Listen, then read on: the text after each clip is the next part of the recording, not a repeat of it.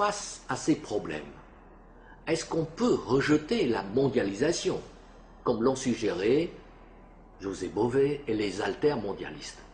Eh bien, la réponse est claire, c'est non. Nous ne pouvons pas la rejeter, car notre pays, la Côte d'Ivoire, a déjà signé et ratifié les accords de l'OMC, tout comme les 147 autres États d'ailleurs. Alors que faire? Eh bien, c'est le moment d'adopter une positive attitude. Et pour cela, il faut considérer la mondialisation comme la langue des hommes. Elle peut être la meilleure ou la pire des choses. En effet, la mondialisation peut signifier la pire des choses, c'est l'ouverture de notre marché.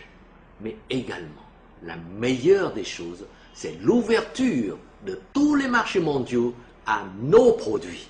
Alors, profitons-en pour conquérir tous ces marchés avec de nouveaux produits transformés par la Côte d'Ivoire. Et c'est cela, l'attitude positive et conquérante à l'instar des pays asiatiques émergents, comme vous le savez. En mettant de côté l'exemple du Japon que tout le monde connaît, nous allons plutôt examiner ces nouveaux pays émergents que sont les 4 petits dragons asiatiques, Corée du Sud, Taïwan, Hong Kong et Singapour, puis les nouveaux tigres comme la Chine ou la Malaisie. Mais me direz-vous, comment comparer un pays comme la Côte d'Ivoire avec ces grands pays? Eh bien, détrompez-vous, car la Côte d'Ivoire est énorme par rapport aux 4 dragons, Hong Kong, Singapour, Taïwan et Corée du Sud, comme vous pouvez le voir sur la carte. En effet, l'ensemble des territoires de ces 4 dragons est plus petit que la partie sud de la Côte d'Ivoire. C'est vraiment tout petit. En effet, Hong Kong n'a que 1000 km² et 7 millions d'habitants. Et concernant Singapour, c'est encore plus petit. C'est 650 km² et 4 millions d'habitants.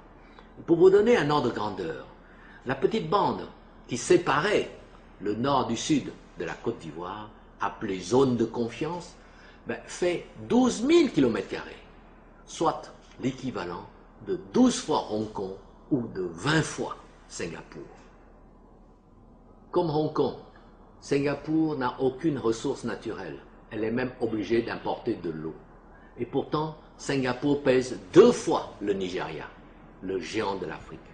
Hong Kong et Singapour ont un revenu par tête d'habitant qui s'élève à 28 000 $, soit plus que la France ou même plus que la Grande-Bretagne, leur ancien colonisateur.